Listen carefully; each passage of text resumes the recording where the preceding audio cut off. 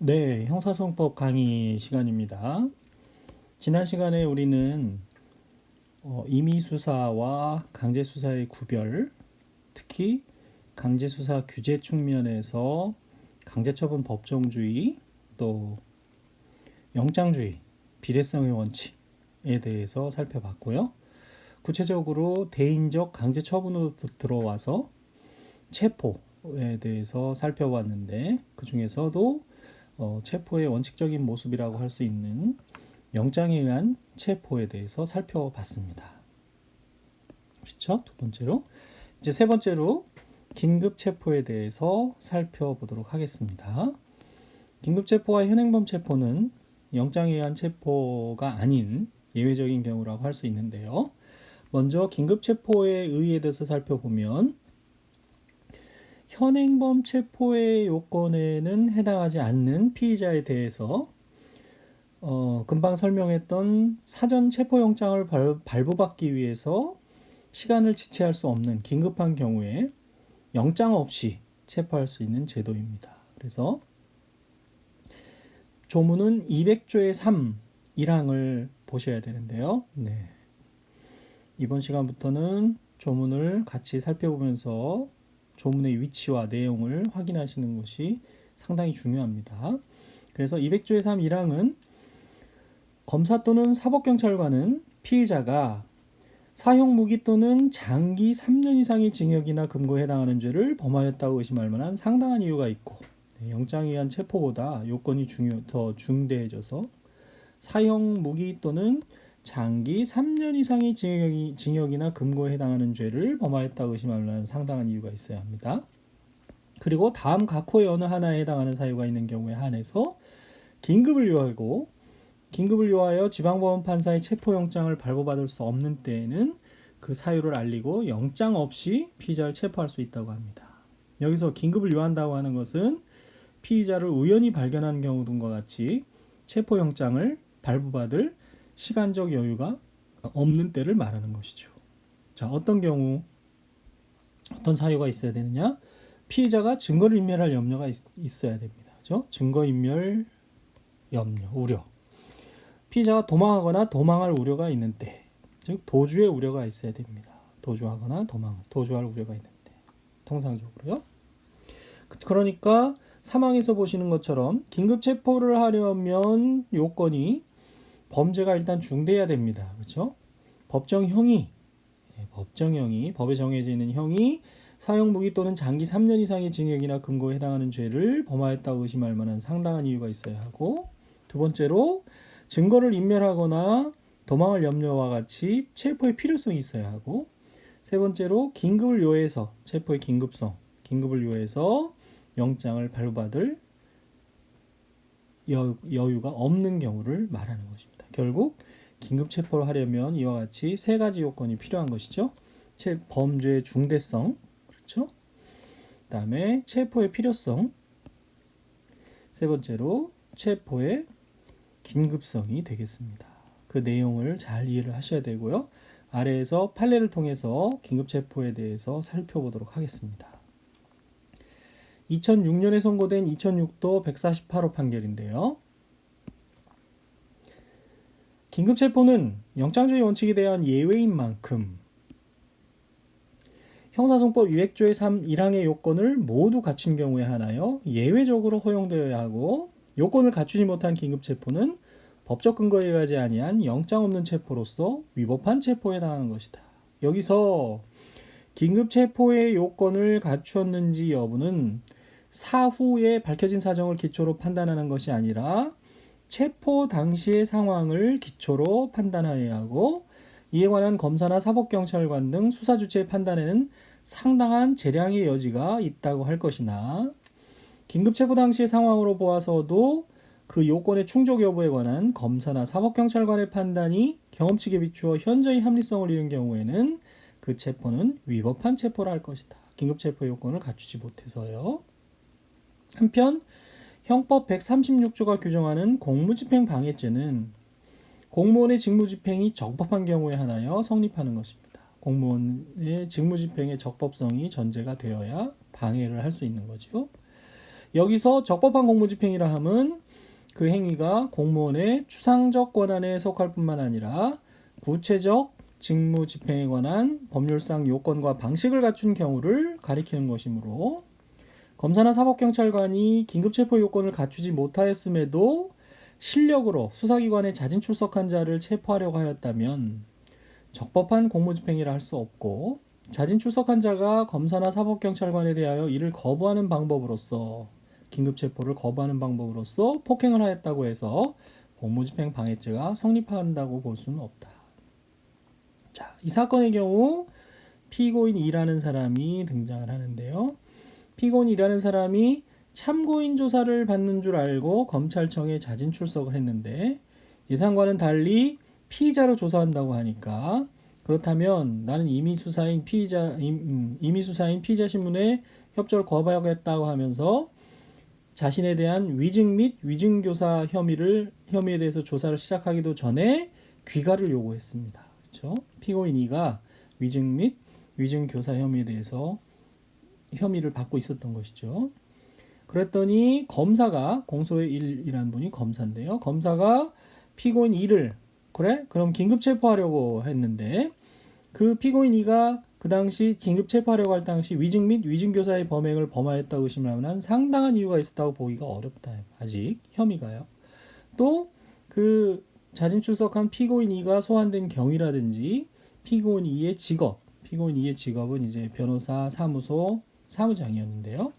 그 혐의 사실의 정도, 또 피고인 1이 이제 피고인 E가 근무하는 법률사무소의 변호사였습니다. 변호사의 위증교사죄에 대해 무죄가 선고된 점, 또 피고인 1의 위증교사 사건과 관련해서 피고인 2의 종전 진술 등에 비춰보면 피고인 2가 임의 수사에 대한 협조를 거부하고 자신의 혐의 사실에 대한 조사가 이루어지기 전에 퇴거를 요구하면서 검사의 제지에도 불구하고 퇴거하였다고 하여 도망할 우려가 있다거나 증거를 인멸할 우려가 있다고 보기도 어렵다. 네? 체포의 필요성이 있다고 보기도 어렵다는 얘기입니다. 그렇다면 위와 같이 긴급 체포를 하려고 한 것은 그 당시 상황에 비추어 봐서 형사정법 200조의 3 1항의 요건, 긴급 체포 요건을 갖추지 못한 것으로 쉽게 보여져서 이를 실행한 검사 등의 판단이 현저히 합리성을 잃었다고 할 것이다. 재량이 있지만, 따라서 검사가 위와 같이 검찰청에 자진 출석한 피고인 E를 체포하려고 한 행위를 적법한 공무집행이라고 할 수 없다는 얘기입니다. 그렇다면 피고인 E를 불법하게 체포하려고 한 것으로 볼 수밖에 없기 때문에 그와 같은 체포를 저지하는 과정에서 검사에게 상해를 가한 것은 불법 체포에 대한, 그렇죠? 부당한 침해에 대한 정당방위에 해당해서 위법성이 조각된다라고 했던 판시 사항입니다. 네. 이 판례의 사실관계에 더 재미있는 부분들이 있는데요. 동영상 강의에서는 그런 부분은 조금 생략을 하고, 이 판례가 긴급체포 요건을 갖추지 못한 판례로서 상당히 뭐랄까요, 유명세를 탄 그런 판례가 되겠습니다. 긴급체포 요건에 대한 판단 요령, 긴급체포 요건에 대한 수사기관의 재량이 어느 정도 있다는 점, 하지만 체포 당시 상황을 기준으로 해서 판단을 해야 되고, 그런 법리를 설치하고 있는 것을 볼 수가 있습니다. 200조의 3 1항은 위와 같이 긴급체포 요건에 관한 규정이고요. 200조의 3 제2항은요, 만약에 사법경찰관이 피의자를 긴급체포한 경우에는 검사의 승인을 얻어야 한다고 규정을 하고 있습니다.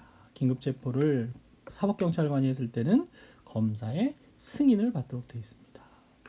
그리고 3항은 계속해서 검사 또는 사법경찰관은 수사기관이 제1항의 규정에 의하여 긴급체포한 경우에는 즉시 뭘 작성해야 된다고요? 긴급체포서를 작성하여야 합니다. 그리고 피의사실의 요지와 체포 이유 등을 알려줘야 되는 거, 체포를 통지해줘야 되는 거, 피고인이나 변호인이 지정한 자에게, 이런 것들은 앞서 지난 시간에 공부했던 영장에 의한 체포의 경우와 같습니다. 한편 대물적 강제 수사에서 공부하겠습니다만, 긴급체포의 수반에서 긴급체포를 하면서 영장 없이 긴급하게 압수수색을 할 수 있는 경우가 있는데요. 첫 번째로 긴급체포하는 현장에서 압수수색하는 경우가 있을 수 있습니다. 216조 1항 2호 역시 나중에 영장 없는 압수수색에서 볼 겁니다. 또 긴급 체포 후에 24시간 내에 할 수 있는 긴급 체포 후의 압수수색이 217조 1항에 규정이 있습니다. 영장 없는 압수수색과 관련해서 아주 중요한 부분인데요. 뒤에 나오는 압수수색, 대물적 강제처분을 강제수사를 공부하면서 좀 더 구체적으로 살펴보게 되겠습니다. 자, 그러면 2에서는 영장에 의한 체포를 저희가 살펴봤고요. 3에서는 금방 긴급체포를 살펴봤습니다. 이번 4에서는 현행범인의 체포에 대해서 공부해 보겠습니다. 현행범인에 대해서는 조금 항목을 세분해서 살펴볼 건데요. 첫째, 조문을 잘 보시면 영장에 의한 체포나 긴급체포하는 조문이 조금 떨어져 있죠. 212조로 가시면 현행범인의 체포라고 해서 현행범인은 수사기관뿐만이 아니라 누구든지 영장 없이 체포할 수 있다라고 규정을 하고 있습니다. 현재 범죄가 범해지고 있으니까 범죄가 명백한 것이고 또 긴급한 체포의 필요성이 있죠. 지금 도주할 우려도 있다고 보여지죠. 그러니까 영장주의의 예외를 인정한 것입니다. 그런데 이와 같은 현행범인에는 크게 두 가지가 있죠. 첫째는 고유한 의미의 현행범인. 211조 1항에서 보는 것은 범죄의 실행 중이거나 실행의 직후인 자를 현행범인이라고 합니다. 지금 범행을 하고 있거나 범행을 막 마친 사람을 현행범인이라고 하죠. 먼저 범죄의 실행 중이라는 것은 실행에 착수해서 아직 종료하지 못한 상태를 말합니다. 실행 착수, 범죄의 종료 이런 개념들은 미수, 형법 총론에서 미수, 기수 같은 거 공부하면서 살펴본 바가 있을 겁니다. 그리고 두 번째로 범죄 실행의 직후인 자라는 것은 실행 행위를 종료한 직후를 말하며 그렇죠? 결과 발생의 여부는 묻지 않습니다. 여기서 실행의 직후라는 것은 직후에 해당하는지는 체포하는 자가 볼 때 범죄의 실행 행위를 종료한 직후에 범인이라는 것이 명백한 것을 일컫는 것이죠. 체포하는 자가 볼 때 시간이나 장소로 봐서 체포당하는 자를 방금 범죄를 실행한 범인이라고 볼 증거가 명백히 존재하는 경우를 인정되는 경우라고 하겠습니다. 이와 같이 현행범인은 시간적 접착성을 요합니다. 그죠? 범죄 실행 행위와 시간적 접착성을 요하지만 범인이 범행 장소나 그 연장선상에 있다고 볼 수 있는 장소를 벗어난 때에는 현행범인을 할 수 없기 때문에 장소적 접착성도 그렇죠? 이미 멀리 도주해버렸다든지 그런 경우에는 장소적 접착성이 없어서 현행범인이 될 수 없기 때문에 시간적, 장소적 접착성을 요구한다라고 보겠습니다. 범행 현장에서 추적을 당해서 도주한 경우에는 장소적 접착성을 인정할 수 있겠지만 그렇지 않은 경우에는 멀리 벗어난 때에는 장소적 접착성을 인정하기가 어렵겠습니다. 이와 같은 고유한 의미의 현행범인 이외에 현행범인에는 준현행범인도 있습니다. 그래서 조문 211조 2항을 보시면요. 다음 각호의 일에 해당하는 자는 현행범인으로 간주한다. 즉 현행범인으로 간주되는 사람입니다. 준현행범인이라는 얘기죠. 준이라는 얘기는 법률 공부할 때 많이 나오죠. 준법률행위 뭐 등등 해서요. 어떤 경우요? 범인으로 호창되어 추적되고 있는데 범인으로 불리면서 추적당하고 있는데 작물이나 범죄에 사용되었다고 인정함에 충분한 흉기, 기타의 물건을 소지하고 있는데 신체 또는 의복류의 현저한 증적이 있는데 누구임을 물음에 대하여 도망하려 하는 때라고 준현행범인을 규정하고 있습니다. 이 항 보시면 준현행범인은 현행범인은 아니지만 그렇죠? 형사소송법에 의해 현행범인으로 간주되는 자입니다. 준현행범인으로 체포하려면 211조 2항에 해당함과 함께 다른 상황을 종합하여 볼 때 죄를 범하였다는 사실이 인정되는 경우여야 할 것입니다. 함부로 넓게 인정하면 안 되니까요. 예를 들어서 4호에 나오는 누구임을 물음에 대하여 도망하려 하는 때라는 것은 우리가 그 수사의 단서에서 배웠던 경찰관 직무집행법에 따른 불심 검문을 받고 도망하려 한 자가 대부분일 것입니다. 수사의 단서에 불과한 불심 검문에 이어서 체포할 수 있느냐? 범행에 대한 직접적인 관련성이 희박하다면 명백하지 않다면 엄격하게 해석할 필요가 있는 경우죠. 그러니까 함부로 현행범인 체포를 해서는 안 되니까요. 이와 같은 현행범인을 체포하려 그러면 긴급 체포의 경우에는 범죄의 중대성, 그렇죠? 다음에 체포의 필요성, 그리고 체포의 긴급성을 요건으로 했었습니다. 현행범인을 체포하려면 어떤 요건이 있어야 되느냐? 범죄가 중대한다고보다 범죄가 명백해야 됩니다. 그렇죠? 현행범인을 체포하려면 체포 당시의 상황에 비추어 피의자가 특정 범죄의 범인임이 명백해야 할 것입니다.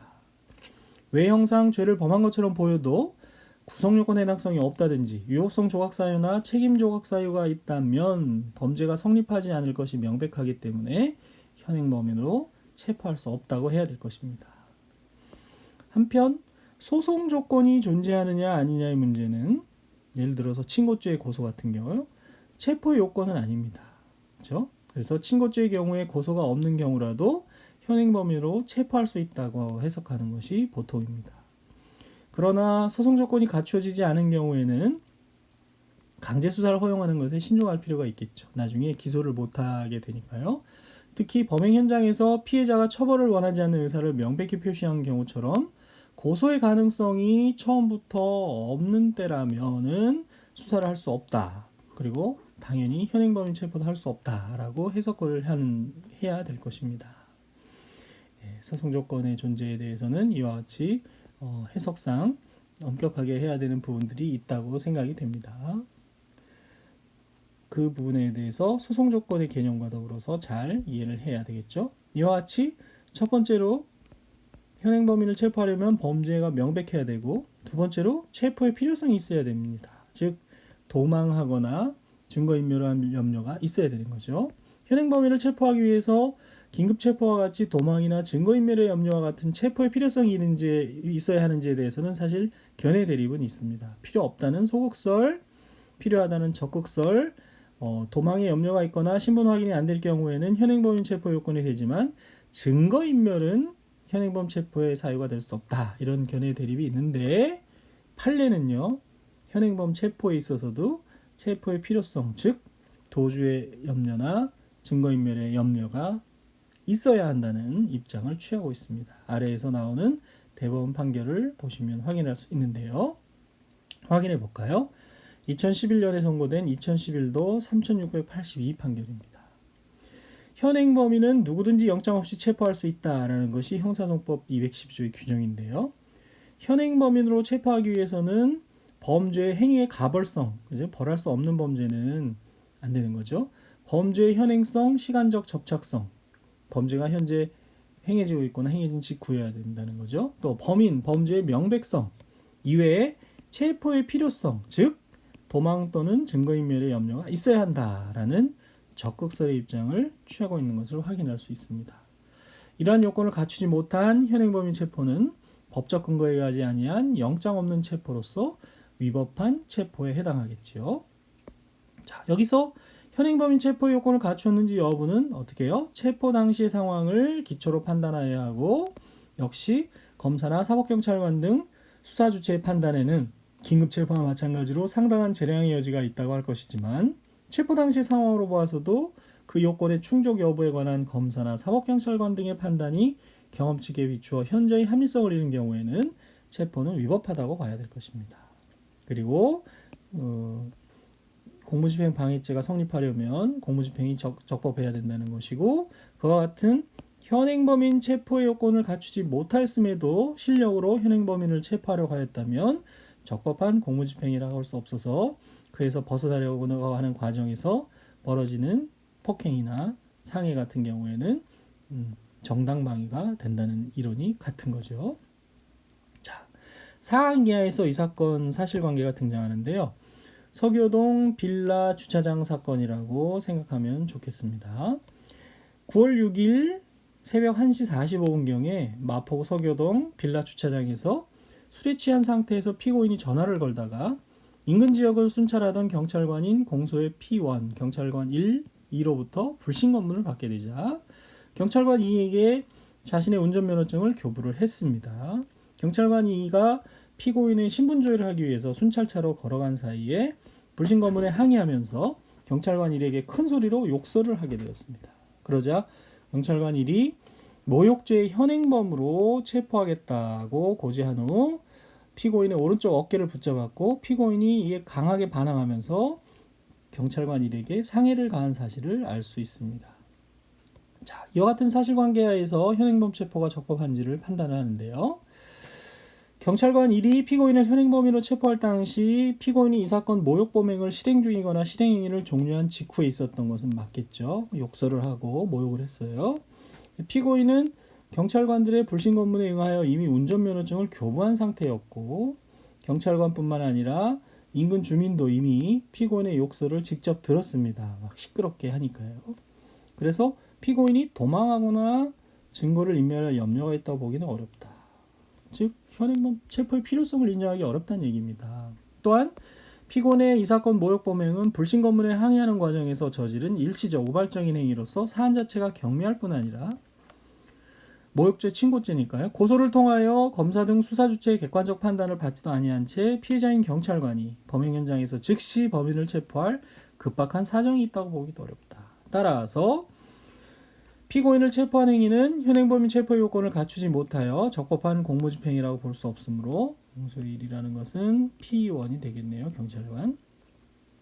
공무집행 방해죄 구성 요건을 충족하지 아니하고 피고인이 그 체포를 면하려고 반항하는 과정에서 P1에게 상해를 입혔다면 그것은 불법 체포로 인한 신체에 대한 현재 부당한 침해에서 벗어나기 위한 행위로서 정당방위에 의하여 위법성이 조각된다라고 볼 수 있겠습니다. 네, 서교동 빌라 주차장 사건인데요. 연습 문제로서 제5회 변호사 시험에 출제되었던 것을 강의 안에 실어 보았습니다. 이 문제는 위 판례를 기반으로 해서 출제된 것으로 보여집니다. 그래서 사례를 읽어보시고 1, 2, 3, 4, 5항의 지문에 대해서 한번 생각해 보시고 검토해 보시기 바랍니다. 이 동영상 강의 과정에서 이 문제를 풀지는 않습니다. 자, 그 다음 현행범인의 체포 요건으로서 첫째는 범죄의 명백성이 있어야 했습니다. 두 번째는 체포의 필요성이 있어야 했고요. 역시 강제수사로서 비례성의 원칙에 적용을 받게 됩니다. 왜 그렇죠? 경미 사건에 대해서 현행범 체포가 제한되기 때문에 그렇습니다. 영장에 의한 체포에서도 단서조항에서 경미한 범죄가 등장을 했었는데요. 현행범 체포에서도 214조의 별도의 규정을 두어서 경미 사건에 대해서요. 다액 50만 원 이하의 벌금 구류 또는 과료에 해당하는 죄의 현행범인, 경미한 사건이 영장에 의한 체포의 경우와 같죠. 이 경우에는 범인의 주거가 분명하지 아니한 때에 하나요. 주거 불명의 경우에 한해서만 현행범인 체포를 할 수 있다는 규정을 두고 있습니다. 그래서 비례성의 원칙은 다소 경미한 사건에 대해서 적용되는 경우고요. 범죄의 명백성과 그리고 체포의 필요성이라는 두 가지 요건을 잘 기억하시고 특히 판례에서 서교동 빌라 주차장 사건에서 이야기하는 그 현행범인 체포의 요건에 대해서 잘 알아놓으시면 좋겠습니다. 자, 이와 같은 현행범인을 체포하는 절차에 대해서 살펴보겠습니다. 현행범인은 누구든지 체포할 수 있기 때문에 사인의 현행범 체포와 수사기관의 현행범 체포로 나눌 볼 수 있는데요. 먼저 사인의 현행범인 체포는요. 검사 또는 사법경찰관이 아닌 자가 즉 사인이 현행범인을 체포한 때에는 즉시 누구에게요? 검사 또는 사법경찰관리에게 인도하여야 되겠지요. 근데 여기서 즉시라는 것은 반드시 체포한 시점과 시간적으로 밀착한 시점이어야 한다는 의미는 아니고 정당한 이유 없이 인도를 지연하거나 체포를 계속하는 등으로 불필요한 지체를 해서는 안 된다는 것을 뜻합니다. 이것은 아래에 나오는 2011년 선고된 2011도 19,297호 판결의 내용입니다. 이와 같이 사인이 현행범인을 체포하려고 할 때 다른 사람의 주거에 침입하는 것이 위법성을 조각하는 것이냐에 대해서 아마 형법 총론 시간에 배웠을 겁니다. 만약 사인이 현행범인을 체포하면서 타인의 주거에 침입하는 행위까지도 허용된다고 오신하였다면 허용되지 않는 행위죠. 위법성 조각 사유의 한계에 관한 착오 문제가 등장을 합니다. 허용 한계의 착오라고도 부르고요. 형법 16조에 정당한 이유가 있었는지 여부에 따라서 결정이 될 것입니다. 자, 이처럼 사인이 현행 범인을 체포하면 즉시 수사기관에게 인도하여야 한다고 규정하고 있는데, 그 즉시라는 규정이 무엇을 의미하는지 아래 판례에 대해서 다음 시간에 다시 살펴보도록 하겠습니다. 네, 이번 시간에는 여기까지 하고 여러분 수고 많았습니다.